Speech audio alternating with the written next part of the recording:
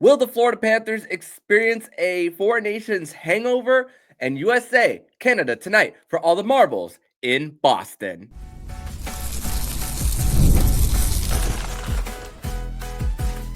You're Locked On Panthers, your daily podcast on the Florida Panthers. Part of the Locked On Podcast Network, your team every day. And welcome into this Thursday, February 20th edition of the Locked On Florida Panthers podcast, part of the Locked On Podcast Network, where it's your team every day. Thank you for making the Locked On Florida Panthers podcast your first listen of the day. I'm Armando Velez. You can follow me on X and Blue Sky at Monoman12. Follow the show account on X and Instagram at @LO_FLA Panthers. You can follow the podcast anywhere you listen to podcasts and on YouTube. Subscribe to the podcast so you know when the latest episode drops. And if you're on the YouTube channel, make sure to press that like button down below. So, Florida Panther fans, grateful to be back here on the show for another edition. Today, we are going to discuss whether the Florida Panthers will experience a hangover post Four Nations. We're going to discuss the frequency of international play overall, whether it is best to have best on best every single year versus every other year, which we are going to have from at least in the immediate future for the NHL and the players, whether it's Olympics or future World Cups of hockey. And also, we are going to set you up for tonight's game between the United States and Canada in the Four Nations final and give you all the information that we know at this point in time when it comes to the final and who's going to be in and who's going to be out. So, now, first question for that I want to discuss with you guys is, can we expect a Four Nations hangover for the Florida Panthers?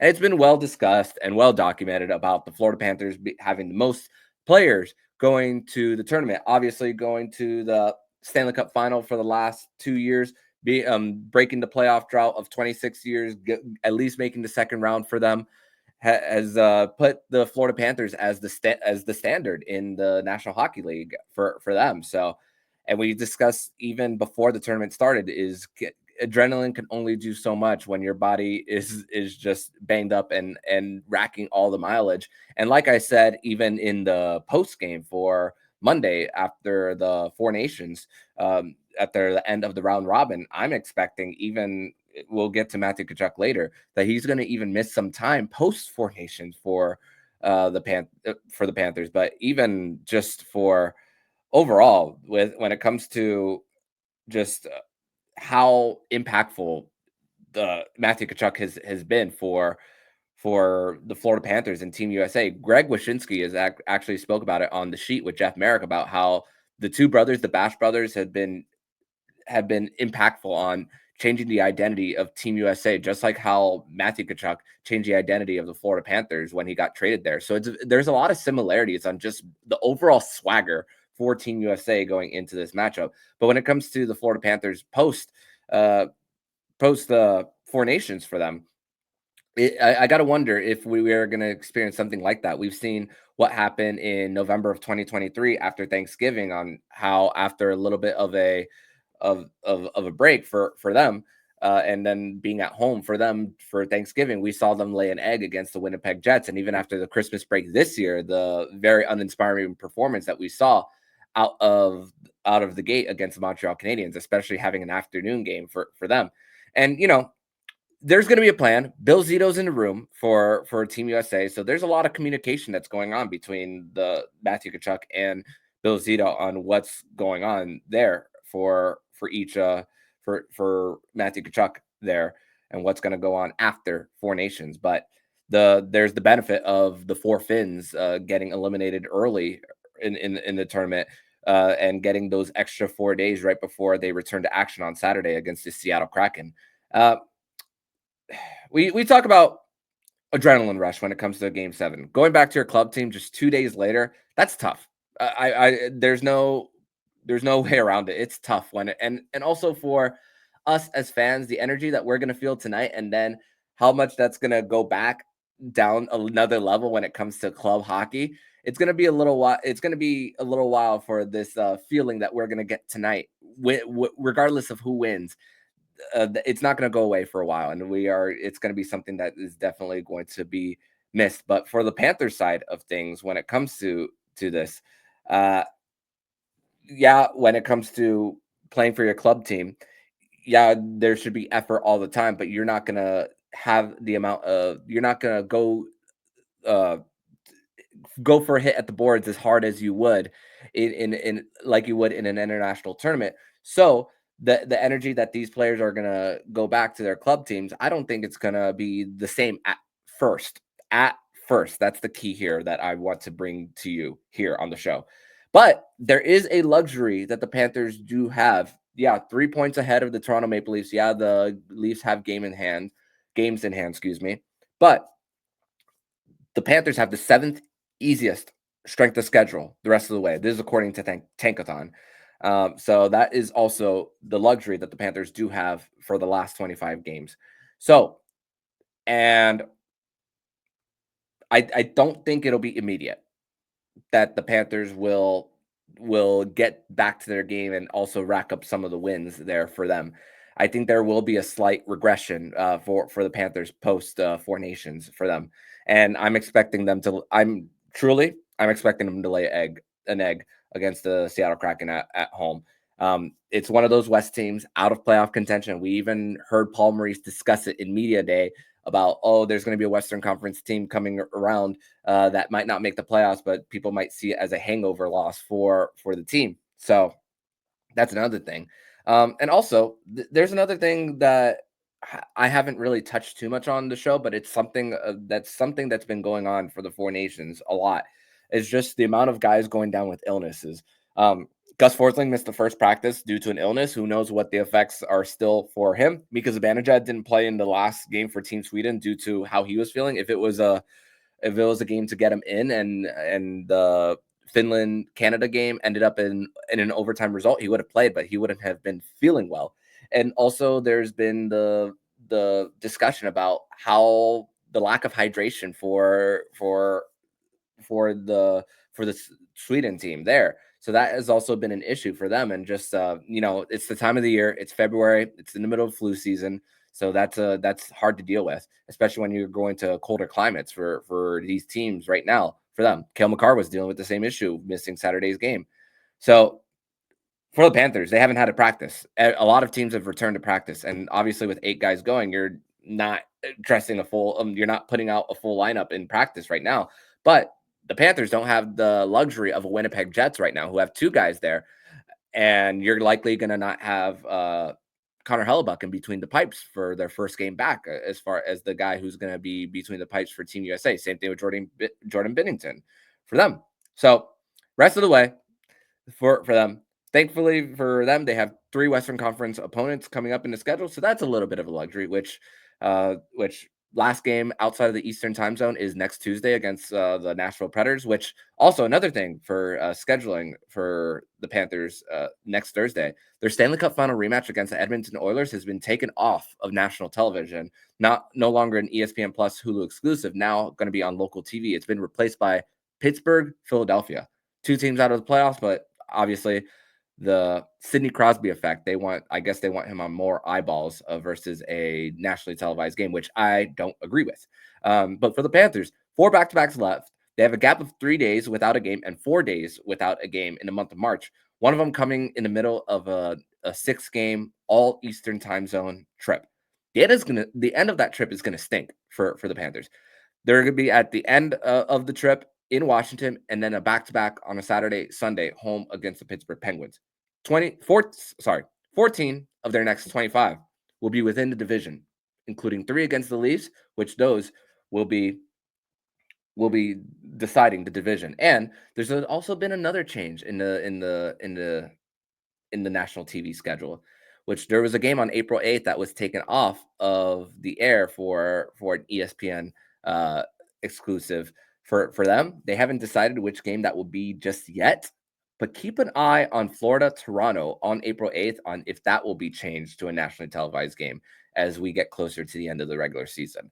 From March 30th all the way to the end of the regular season, 9 of their 10 not home games, 9 of their 10 games are within the division. The only one is the final home game against the New York Rangers. So the fact that the Panthers are seeing familiar opponents, teams that they have play 4 times a year, I'm expecting the Panthers to really be ready for that stretch run at the end of the season, especially because we saw them accomplish it at the end of last season, especially. Then thankfully for the Panthers, they were at home, which they haven't been at home as much as they have been on the road, which they have gotten that out of the way, which is awesome for that. And again, the guys who have needed the rest the most have gotten the rest. Sergei Bobrovsky, Spencer Knight, Aaron Ekblad, and that is for the Panthers, where I see a little bit of an advantage versus possibly a big amount of regression. We might see it at first, but expect the Panthers to rebound after that. And we'll see what happens with Matthew Tkachuk after the tournament. So if he does end up playing Saturday, man, is that dude a freaking warrior. And we'll hopefully see some updates. They're not after this game. Sam Reinhart, Sam Bennett are gonna not practice, as I'm expecting the Panthers to hit the ice on Friday, and then quick turnaround for a game coming up just 2 days after, which is nuts with the level of intensity that we're going to see tonight from the Four Nations. But we're going to transition over to segment number 2, where we're going to discuss the frequency of international hockey. Is it best to have best on best every year? Connor McDavid also weighed in, and we are going to discuss that more next here on the Locked On Florida Panthers podcast. But first, we're going to tell you guys all about wonderful pistachios. And looking for a snack that's both delicious and nutritious? Crack into a good source of protein with wonderful pistachios. Wonderful pistachios is one of the highest protein nuts. Each 1 ounce serving has 6 grams of protein, giving you over 10% of your daily value. Plus, they're packed with fiber and better for you unsaturated fats to help keep you fuller longer. And get snacking and get cracking with a snack that packs a protein punch. You can visit wonderfulpistachios.com to learn more. Once again, you can visit wonderfulpistachios.com to learn more.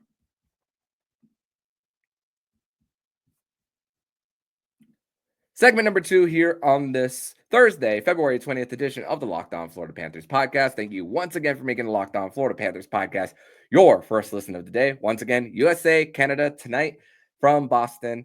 And we discussed all week about just the momentum that the NHL has had over this last week with the ratings of last Saturday's USA Canada matchup, especially what happened in the first 9 seconds. Well, the ratings comparison has actually been released. We knew what happened with the total number of what happened last Saturday with 10.1 total between the United States and Canada.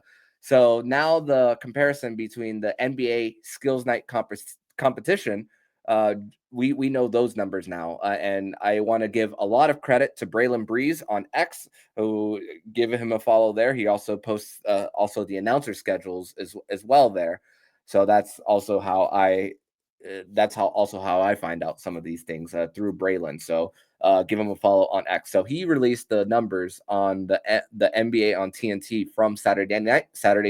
3.39 million viewers in the U.S., while USA Canada's coverage on ABC, just in the United States alone, 4.4 million. So hockey beat out basketball in a league that's supposed to be bigger, but international hockey took the moment on Saturday night for the sports landscape.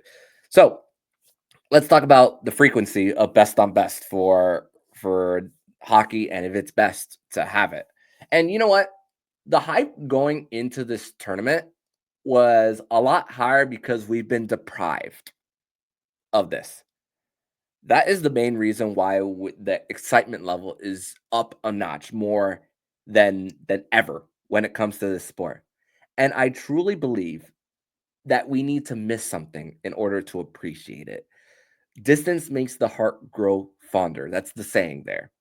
And Connor McDavid's comments, even for a player, let's read the quote here on the show. Quote, best on best international hockey every other year is enough due to how physically taxing this tournament has been. Close quote.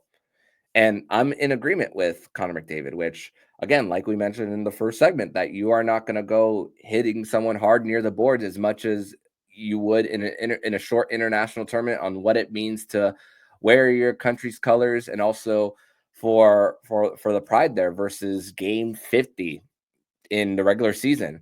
They call it the dog days of the season for a reason for that. And also just the spotlight for a short period of time that has the sports world just talking about everything, which PK Subban, got to give him so much credit here. He's been on almost every single ESPN uh, program, excuse me, and talk about how much this sport means to the people playing. He's been on Get Up, Around the Horn, Sports Center, discussing how hockey in general does not have load management, which you could expect when you pay for a ticket that you're going to see your favorite player unless they're severely hurt. So about what they play for, and the fact that the NHL salary cap compared to the NBA's, you are playing more for passion of the game versus getting the biggest paycheck for them. And obviously with the hard cap for the NHL, and the fact that the cap is also easier to understand. Let's be honest with ourselves. Where if you 7 years, 49 million, you know that your AAV is going to be 7 million per year. Yeah, there's also signing bonuses and everything in between on and base salary. So that affects like buyouts when it comes to that in the future for certain players when you do sign originally a contract. So, but still, it's also easier to understand for us fans versus, oh, it's this year versus this the next year. But also there's the flaws of the hard cap versus roster flexibility, and also there's not a lot of turnover, which is great. You see a little bit of continuity versus one player going to the next and to the next team if one thing goes wrong for them. And yeah, there might be logistical flaws with both sports when it comes to the Summer Olympics being in the NBA's off season versus the NHL having international tournaments in the middle of the season. Honestly, having them in the middle of the season as well is people are already watching the sport, and then it's amplified for even more for a short period of time, and then you go back to still watching it. Yeah, like I said in the first segment, it's not going to be the emotions are not going to be at the highest when you go back to regular club hockey. So for each team, but you're not going a huge gap without watching the sports. And again, we need an opportunity to miss this, which the All-Star game is going to be returning next year, right before the Olympics. I believe that the schedule setup is going to be the same thing like they tried in 2022, where it's a send-off to the Olympics, where they tried doing it for Vegas, but then COVID hit a lot more, and then the NHL said, we're not going. I don't think we'll need to worry about that this time around. I could be wrong, but but it's going to be like a little bit of a send off. It's like, hey, the NHL is satisfying their corporate partnerships, and the NHL players who are likely, a lot of them are going to be in the All-Star event, are going to also head to the Olympics as well. So I don't see it as the worst thing in the world for the All-Star game to be back next year. It's mostly for the fans there, as someone who's experienced the All-Star game just recently. And this is something I also discussed in our squad show, which it's also on your podcast feeds and on YouTube here if you guys want to watch it. I joined in this week. So I'm going to try to join as much as I can, but can't guarantee that I'll be there every single week. But the difference is between this tournament, IIHF hockey, it's a bigger rink, so not as much of the high forechecking and the bigger rink allows for a speed game for what we're going to see next year compared to this year in Milano Cortina next year. And IIHF also refuses to change where the World Championships happen. So also expect less players probably who also participated in Four Nations to not go to World Championships. So expect that. But the IIHF is the big governing body, so they make the rules, not the NHL, for them. And that's why also with the Four Nations, the fact that it's been 9 years since the last one is the reason why most of my coverage here has been mostly about Four Nations instead of trade deadline stuff. The Panthers have $3 million in cap space going into the trade deadline. It's good. Like, yeah, Elliot Friedman said that teams are wary about the Panthers about pulling something out of their hat, I mean, we'll believe it when I see it, but you never know. Guys have forced their ways out of no trade clauses and no move clauses to make their way to the Panthers. And it's upped the Panthers' leverage as well for them. So that's also a great thing for them. But it's gonna get a little harder every single year for them, which also this is coming at a great time in South Florida. Panthers win the cup. They had 8 players going. Some fans are new to this game as a fan base that's growing. So that's another reason why I've mostly been doing Four Nations coverage here, because it's an opportunity for you guys to get to know players outside of the Florida Panthers, what they bring to the table, and how much great talent is around the league in as a whole for them, and getting familiar with it and just being fans of not only the Panthers but just fans of the game. That's why I'm very passionate about the growth of hockey with Anthony Duclair opening the synthetic rink for the neighborhood in Boyd Anderson. So the game is growing around the USA. It's growing in South Florida, and it's I'm very excited for what is to come for when it comes to the growth of this sport. And Four Nations has been the NHL hit it out of the park for this one, and the fact that it's in Boston, a traditionally rich hockey market for the final, and then Montreal previously. I feel it from 1,500 miles away, just the excitement of just overall of the sport overall. And some of you might work in corporate offices. That might be the leading conversation if you get up and go walk to a water cooler and have a conversation with someone there. Probably the biggest topic of conversation is Four Nations, and someone who's not only involved in hockey but also involved in lacrosse. Over the last few days of going to games in person for my lacrosse games, what has been the biggest topic of conversation? It's been Four Nations. So that's also a great thing when it comes to just how much it's talked about versus everything else for hockey. But we're going to transition over to segment number 3, where we are going to set you up for tonight's game between the USA and Team Canada. We're going to discuss that more next here on the Locked On Florida Panthers podcast.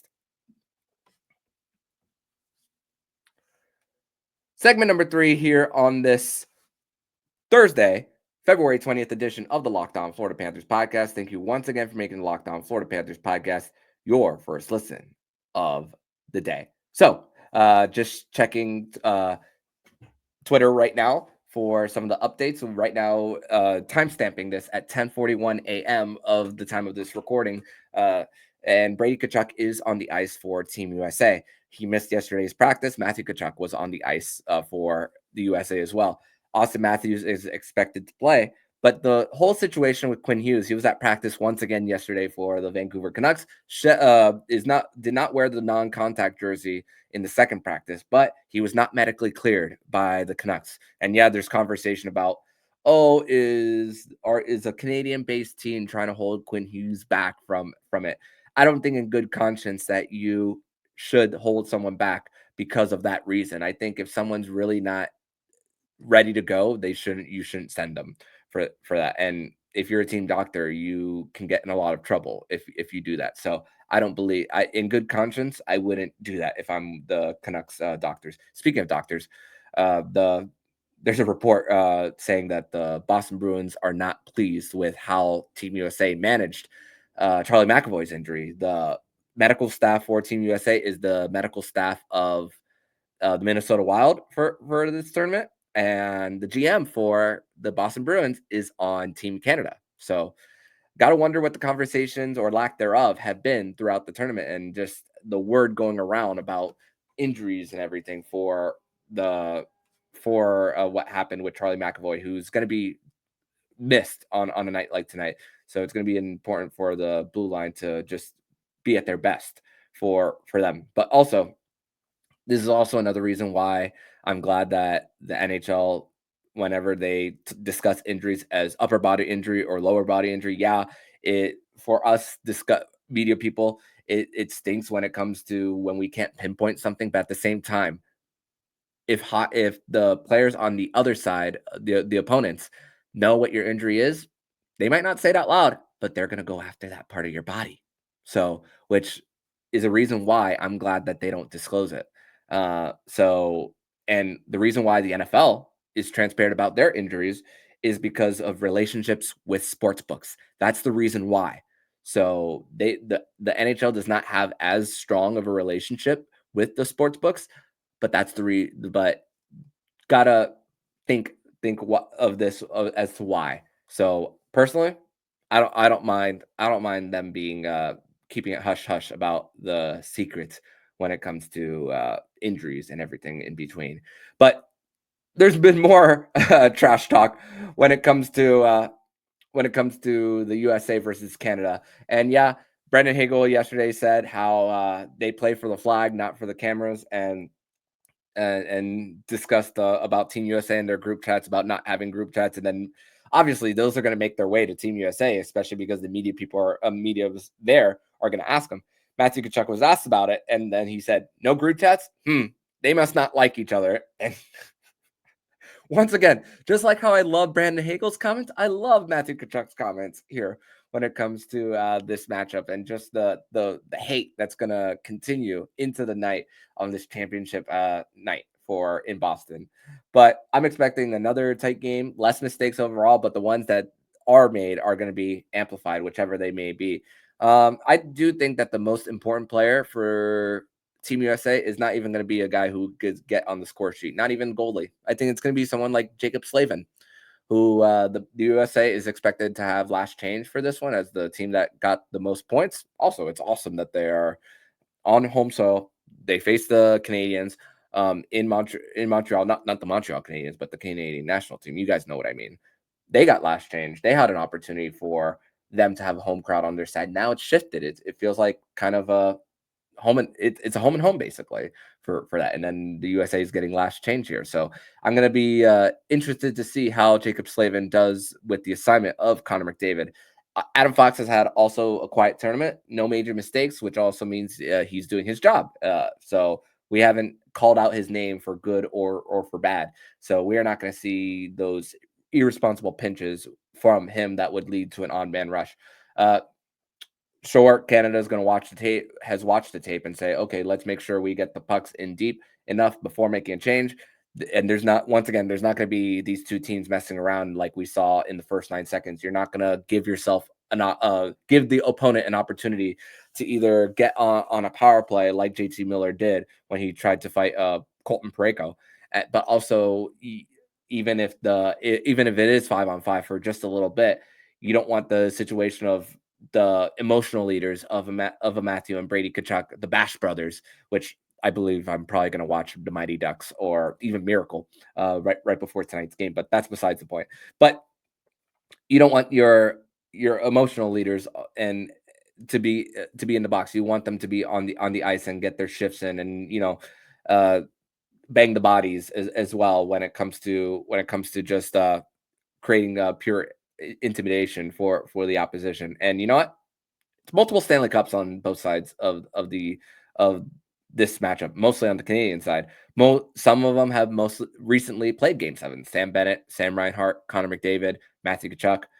So this won't be too much of a big moment for either team. Pressure, lots of pressure, yes. And there's a lot of pressure. I think there is more pressure on the Canadian side as far as trying to